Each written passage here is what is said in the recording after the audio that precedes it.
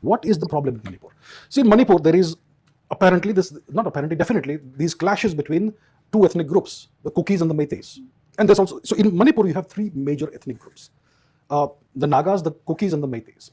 Now, the term Nagas is an umbrella term created by the British to designate various hill tribes who were eventually Christianized by the British and then by the Indian government, or with the help of the Indian government in the 20th century. The Kukis are another ethnic umbrella term to designate various ethnic groups, tribes. And very often these tribes don't even understand each other's language, but they are put under a single umbrella, Kukis or Nagas. Okay. Now, to understand the Manipur issue and what's happening there, you have to first ask yourself this issue and what's happening there. You have to first ask yourself this question. We know we have a record of kings that goes back at least 2,000 years, probably 3,500 years. We know, how do most people see Manipur? Manipuri dance, one of our major classical dance forms, right? So we have the Manipuri language with the Manipuri list of kings, and we have the Manipuri classical dance. Now we have to ask ourselves one simple question. Out of these three ethnic groups, Meiteis, Kukis, Nagas, which ethnic group has provided all the kings of Manipur in the past 2,000 plus years? The answer is the Meiteis. Which ethnic group is the speaker of what we call the Manipuri language? It is the Meiteis.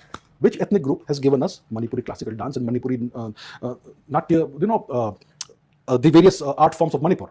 Once again, it is the Meiteis. So who are the real Manipuris? It is the Meiteis. And also the Nagas, because the Nagas also have close blood relations with the Meiteis, and they have also been around as long as the Meiteis have been around. Now, who are the Kukis? If you look at the British records of 1900, around that time, census records of Manipur, how many Kukis were in Manipur? Less than 1%. Before 1850, there were 0 Kukis in Manipur. So the British brought the Kukis in from neighboring Burma. That's one thing. Why did they bring the Kukis in? To punish the Meitei kings for fighting the British, for fighting the British occupation of the region. In 1891, there was an Anglo-Manipuri war that the Meiteis lost, the Manipuris lost. And as a punishment for fighting that war, the British did two things.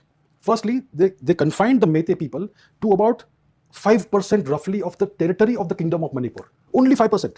Everybody is confined in that region, the Imphal Valley region. Secondly, they pushed in lakhs of Kuki, not lakhs, initially thousands, but eventually the trickle became a flow. So they settled these Kukis, these foreigners in Manipur. Okay. And after 1949, when Manipur becomes part of India, the Nehru government said, oh my God, the British did the right thing. We have to follow what the British did because British are superior to us. So it continued, Kukis continued. And in the past decade or so, or 15 years, I think lakhs of Kukis have come into the Manipur region because you can see the visible change in the satellite imagery. All these new villages cropping up like mushrooms out of nowhere.